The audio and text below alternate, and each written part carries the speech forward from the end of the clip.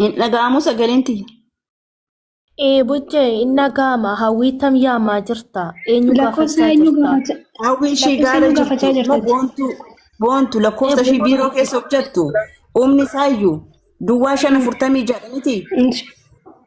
Duwwaa 546. Duwwaa shan afurta isuma Isuma maarree kaasuu didde miti reessuma bilbilaan isumaan.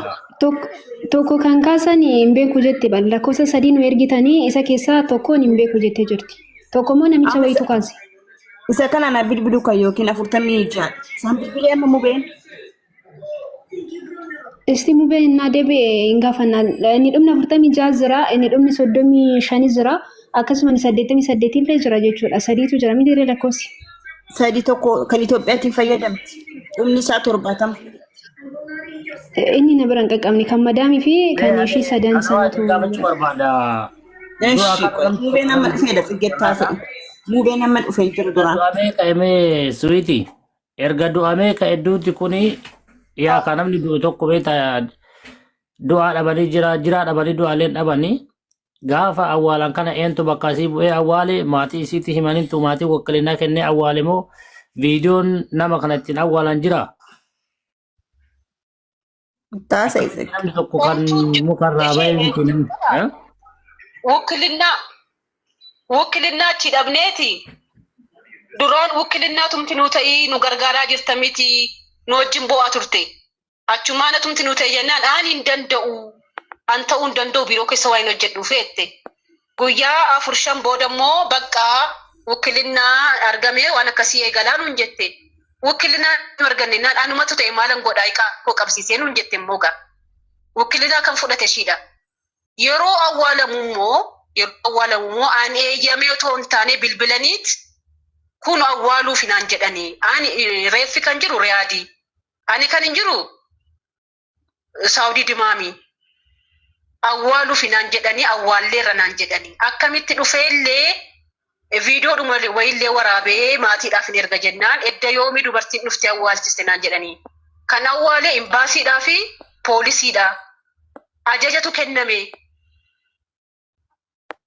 Imbaasiillee kan awwaalu hawaasni riyaad jiraate hawaasni riyaad yoo jiraate hawaasni riyaad awwaaluu danda'a maqaa hawaasummaatiin sanuu wakkilinaa fudhatee jechuudha. Kana alatti immoo poolisiin nama tokko lammii biyya tokko fuutee awwaaluu mirgalleen qabdu dandeettii seera akkasillee kennamuuf.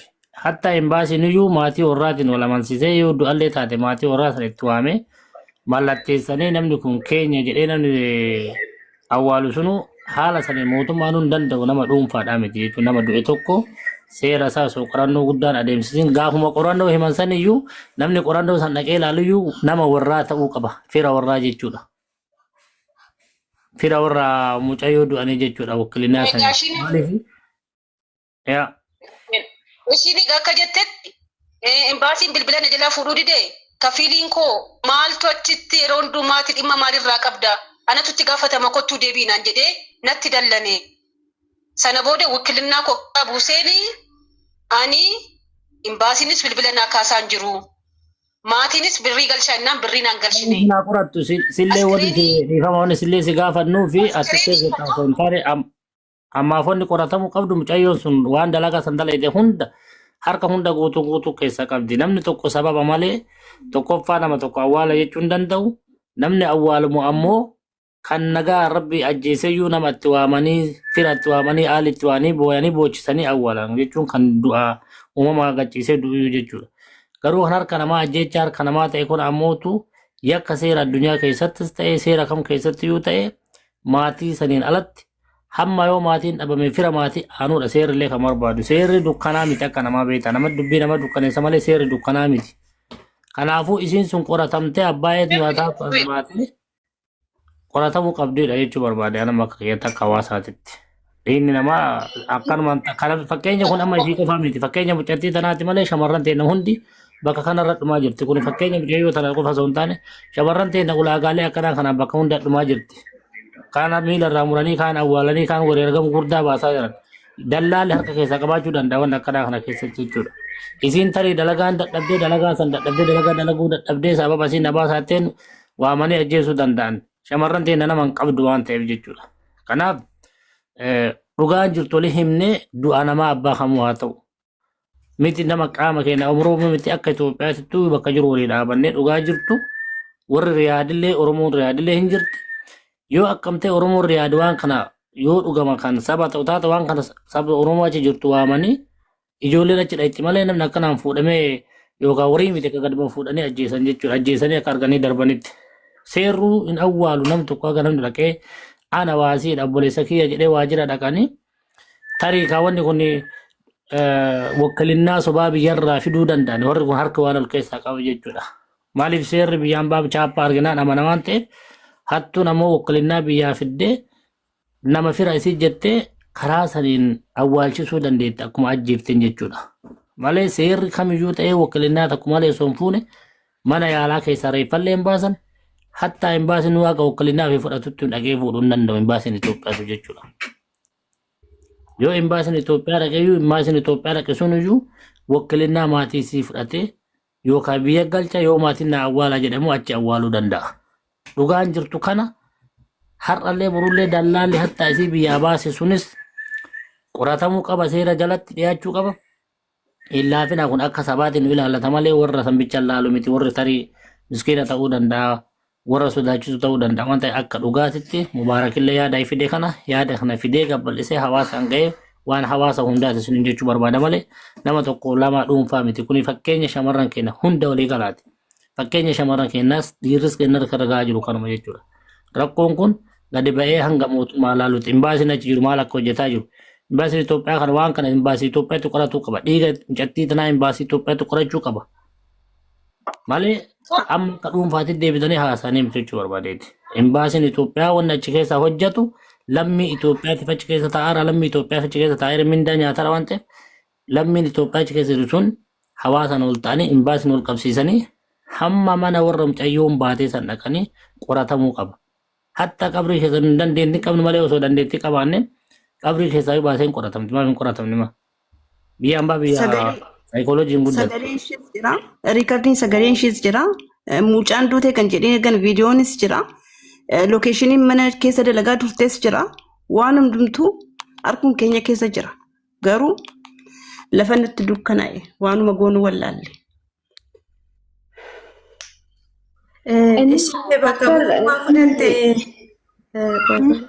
Isheen bakka bu'ummaa fudhadhe jettee jirtu suni yeroo bilbiluu fi madaametu bilbila ishee kaasee jechaadha sagalee bilbila kan nutti dubbate madaamidha.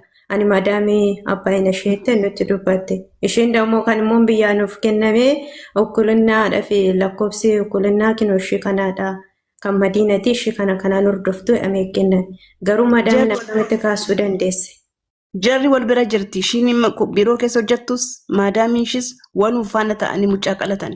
Waan faana wal faana hojjetu isaan lamaan. Waraqaa ishee ammaan ilaalchisee jira. Maadaamii koo hundumaayyuu ilaalchisee jira. Arabiffaan kan barraa'e sana hundumaayyuu torogomtee natti himtee jirti jechaadha.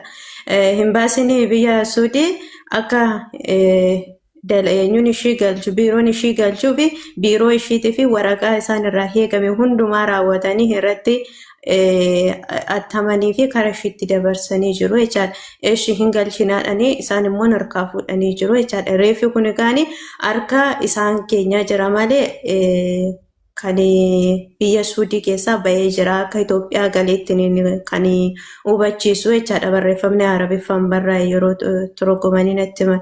Kanaaf reeffi ammas ta'e hin awwaalamne kan jiru harkumaniitii kanaa keessa jira jechaadha. Malee sobda awwaalee jettee yookiin immoo poolisiin awwaalee kan jettu sobaadha kuni jechaadha qabata guutumaan guututti sobaadha. Akkaataa viidiyoochi argine akka nuti amma maatii akkuma maatii keessa jira taasa isakki. Kan mana yaalaa sana immoo istaaf daniree amma waraqaan mana yaalaa iyyuu nu bira jira. Waraqaan suni akkamitti akkatti barraa'ee affanamtee kan duute kan jedhudha waraqaan suni. Waraqaan hospitaalaa erga reeffi achi hin jiraanne edda achi hin qaqqabne waraqaa kana fayyisumaa fidanii nutti ergani. Isaanii akka seeratti isaanii guyyaa lama kennanii fi akka isaan qoratanuu fi isaan kanaaf kennamee ture jechaadha. Carraan biyya sanaa kennee ture guyyaa lama reeffi kun harka niitii kanaatti yoo mucaan kun waa tokko taate akka qoratamuu fi dallaalaa ishiitiif kennamee jira jechaadha. isaan immoo qorataniiti harka niitii kanaan miti jedhaniiti waastinaa fudhatanii karaa isaaniitti reenfa dabarsanii jechaadha karaa biyyaa ergina jiranii fudhatanii jiru isaan kanatti malee itoo jarri isaan keenyaa kuni harka madaamii keessa jira nuufaa qoratamuu sirriitti yaani waraqaa sana barreesse warri achi hin kennan turanii jiru akkasitti kan isheen madaamiin kun asardaasistee jechaadha guutumaan guututti harka kan keessaa qabu isaan keessaniiti malee isaan keenyaa miti itoo nuufaa qoratamu jedhanii isaan keenyaa hin qorachuu danda'u seera harka jira wanti hunduu waan ta'eef waraqaan immoo kan laallamu affanamtee duute jedha malee eenyu akka affane akkamitti akka affanamte akkamitti akka isheen ofiin of affante hundumaayyuu ashaaraan irra hin jiru isaantu achitti gaan akka akkana ta'u kan taasise maadaamidha barreeffamni kun immoo guutumaan guututti seerri laalee seerri marmarii hundumaa hargeeti miti kan barraa'ee jiru akka namni dhuunfaan maadaamini barreessisiistee zibmeettee ofishiitiin namni bakka bu'ee yookiin immoo bakka keenya namni bu'ee wanta kana qoratee barreesse osoo hin taane maadaamitu achi harka ishiitiin barreesse waraqaa kana jara kanatti kennee jarri kun immoo karaa keenyatti akka ergan kan taasisan haala sanaanidha kan naasar addaasistee jechaadha. Baay'ee galatoome ani bakka iddoo kanattu bakka na daangesse akkamitti hospitaala edda dhaqee hospitaalli barreeffama kana nu erga ajjeesanii akkamitti geessan isa jedhutu baay'ee sammuu koo na cinqaa ture. Kunis edda jiraate kunis sirriidhuma bakka. Kun amma karaadha. Kuni namansiisa. Maaliif na ajjeesuuf jechaa jirti mucaan kun. Ergammoo achii baate ba'eera jetteetti. Du'a baqattee baate mucaan kun. Du'a baqattee baate akkamitti of fuutee of ajjeesti. Inni jedhu gaafii gosa guddaa ture. Mucaan kun jiraachuu barbaaddi. Mucaan kun gonkuma du'an barbaadu. Kanaaf kun akkamitti of ajjeeste isa jedhuutu sammuu koo baay'ee na cinqaa ture kana gochuu hin danda'u taanaan godhaniiru. Dhugaan jiru isa kanadha isa tamma dubbatteedha galatoomi. Eeyyee isaanumatu kana godhe seera kana kan godhe isaanuma karaa kasaanitti kan xumurate nama dhuunfaa achiiti malee karum keenyatti walii galaniiti malee akka waan nuti ukkulinnaa fudhannee deemaa jirruutti harki madaamii keessa jiru jennee hundumaa guutumaa guututti ukkulinnaa fudhanneetti nu laalama waraqanni sun malee akka beeksisni hin beeknetti miti kan laalamu jechaadha waraqaan achirratti hattamame. Niitiin sunis kan hattamsiiste harkaan ofii kooti keessaan qabu affanamtee duute kanaafuu karaa biyyaatti akka galuufi jettee gaafachisnaan namatti dhiyaatu sila hin jirree fi karaa imbaasiitiin immoo karaa dallaalittiin gaafannaan dallaalittii suni harka madaamiin keessaan qabdu jettee sila ishiinis karaa ishii gortee fi seerri inni karaa isaanii maal godhi hin hattamee fi jechaadha. Hattamee fi itti kenne reenfa ukkulinnaa fudhattee karaa biyyaa erguu hin barbaadda innaan heeyyee jennaan. Hattamee fi atattamaan akka galchitu waraqata hundumtuu raawwatamee jira jechaadha. Kun waraqaan ishiin ergite inni tokko kan biyyaa laallatudha. Bakka biyya imbaasii keessa galtee akka ishiin karaa biyyaa tikkeettiin citee galuudha kan laallatu malee ganaa kan maramu yookiin immoo ganaa kan laalamu miti guutumaan guututti jechaadha kan barraa'ee jiru. Bakki ishiin immoo dhaggeeffadhaa uummata. Dhaggeeffadhaa amma waa lama sun irraa barbaada.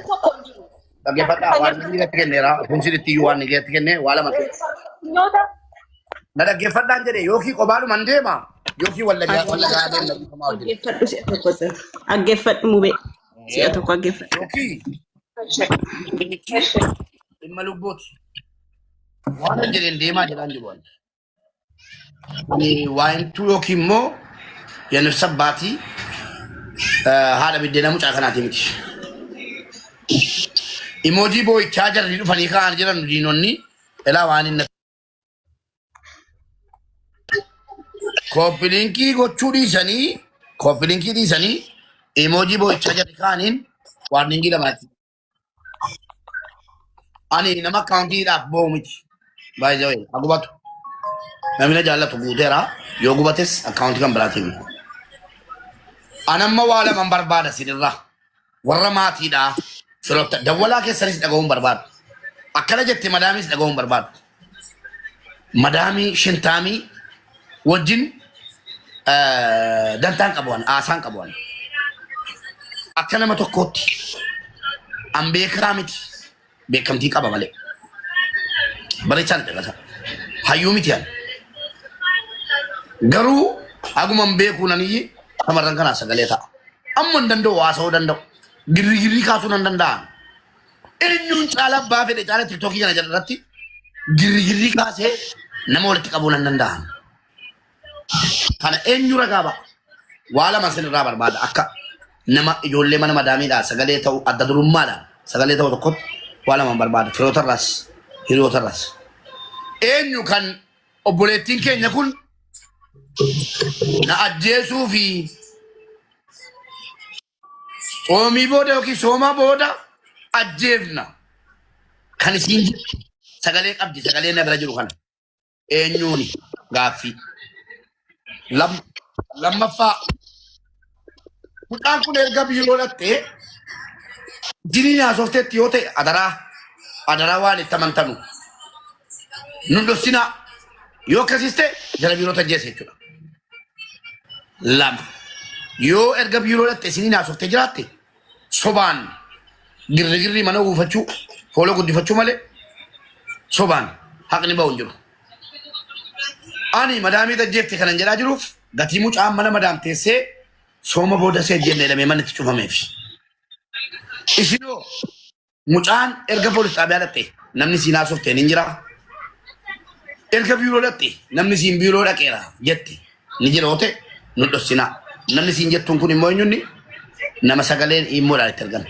Namni yoo mucaa kanaa sagalee taa'amuu barbaadan mucaan kun seexanaan naasofne kan natti erge tawaahidoodha. Tawaahidoo sagalee immoodhaan natti ergite kana. Gaaffii kooti deebii sagalee sana mana cufadheen ba'a. Tolan iyyuu. Sagalee na ajjeesuuf galoo. Ati galoodha? Kumee jette galoon jenne kumee na ajjeesuuf jette. Ati kumeedha? Jirti niitii obboleessatiin jechaadha niitii obboleessatiin jette. Nam tokko naaf Kumeedhaaf sheerii godhaa daataadhaan fayyadamti waan ta'eef na seensisuu dideetti. Kumee gaafannee ilaa jalan ani isa girrigirrii barbaadu miti. Girrigirrii barbaannaan akkaawuntii dhuma xiqqoo kanarratti namni hin beekne kanarratti nama 30 sinii fidaana amma waadaa sinii gale namni waliin birrii qabsiisuu jiraate. Kumee naa fidaati. Kumee irraa aasaa qulqulluu fudhannee kumeen erga hordofaa turte mucaan kun poolis xaabiyaa deemteetti yoo ta'e ishoo jenna.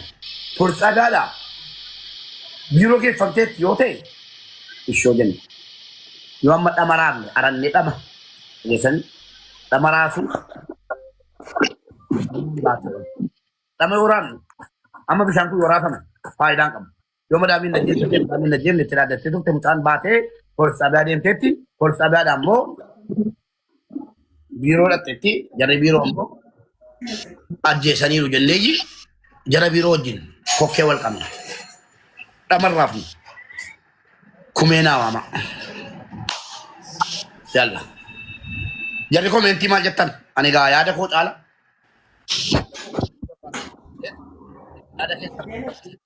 Yaada koo akka bakka biraa yookiin gastii biraa parsantii 75 anatu hayyuudhaa, anatu beekaadhaa, anatu falaa qoraaxiidhaan jedhuun. Yaada uummataan fudhatu. Yaadni koo kun sinii teera. Yaadni koo kun sinii teera. Wayyi.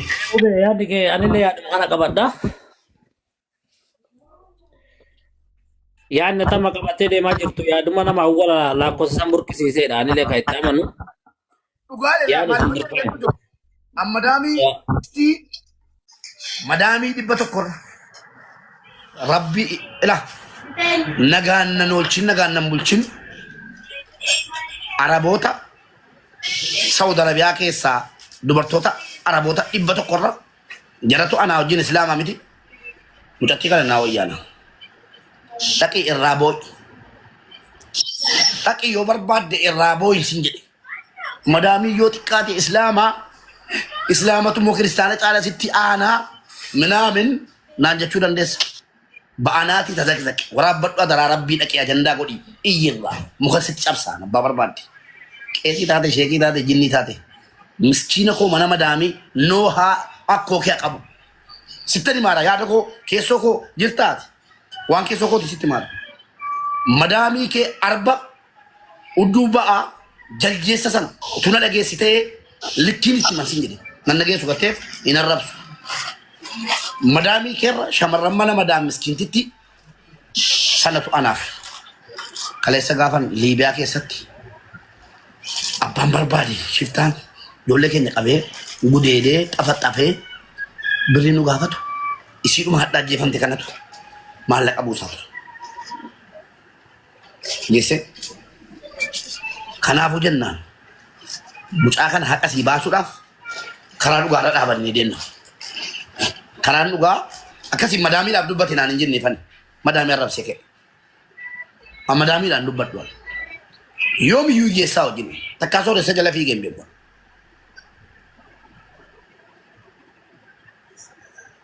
Madaamii tajjeese moo biiroo tajjeessis jedhu adda baafachuuf mucattii obboleettiin keenya utuu lubbuun jirtu sagalee kanatti ergite kumee jedhamtu barbaadaan hafida. Kanu kumeen dhumnaan Ani barbaadan jira. Isti lakkoofsa ishii naa ergaa jiru yookaas teenan dawwalaaf rakkoon qabu. yoo kumeen dhuftee jabaan kun hiriyaa kooti moo qabiraati yoo kumeen dhuftee poolis xaabiyaa dhaquu sinitti himte achi akkomodeeshinii yookiin immoo bakka biiroo dhaqee jiraatti itti himteetti ergixanyaan naawama yoo immoo lakki kumeen lakki manuma hojiitti duute jette biiroo qabanna yoo biirootti duutes biiroon gaaffii jalaan bu'u yaada koo kana maal jettan hin bitattuu ijoollee isinii teera isinii liqinfameera immoo akkuma iyyaaru kan callume hin eeyyin isinii teera yaadni kun bakka hordoftoota kootu namarraa eenyuun caala warra fooloona godhee akkan taraa namaa dhaabadhu na godhe rabbii gaditti akka sagaleen koo dhagahamu namni na godhe hordoftoota kooti mataa korra na jirtu jecha isin jettantu deema mana kanatti waan isin deeggartantu deema hin beeku waan na caala beekuu dandeessu dubartii taate kan na caala beektu jirti kakadheen sitti ma dubartuma mana madaam hireen mana madaam keessa kushinaa keessa shintibeetii miicuu kaa'e ana kana caala kan yaaddu jirti yaada ummataa fuudhaa deemna amma walii galle kumeenuu fida waan kumeen jettu dhageenyee maaliif kallattiidhaan kumeedhaan haasaa turte dhaabaa kan jette madaamiin akkana jette madaamiin hattuu biiroon sunis hattuu inamanu kumeenaa fida sana booddee natti dhiisisaa dubbicha. Kami irratti xiyyeeffadha akkuma jette. Wallaahi ana dhaqeen hidhama malee biyya galeen biiroo kana cufsiisa. Mube anillee kan jechuun barbaadu irra caalatti amma kan balaa meetti karaa waamee warra dallaalaa sani biiroo. Dhimma ijoollee mana madaamii irratti qalbii hin beeku. Yoo sababii madaamii kasi dadhabe ejensii kana dhaqee kisiitti banee mucaa akkatti qabbaran anfu'ila dhaggeeffadha. Waa'ee ijoollee mana madaam eenyunuu irraa dubbachuu hin danda'u. Zawwu jedhee abbaan barbaade mana baratee irraa dubbachuu hin danda'u.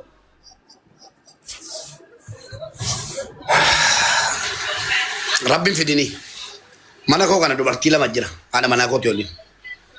Utuu nam tokko of ajjeese footoon kaasuwan dhaggeeffadha. Keessattuu biiroon yeroo mucaan kun of ajjeestee shaarbiidhaan fannifamtee jirtu. Viidiyoo footoo of hirkaa qabaatu miti. Waadanuu wal gaafanna ganaa. Waadanuu wal gaafanna biiroodhaan. Obboleessoo waa isa Saudi Arabiyaa sirriitti immoo gaafa obboleettiin keenya kun duutuun imeelaan kunoo.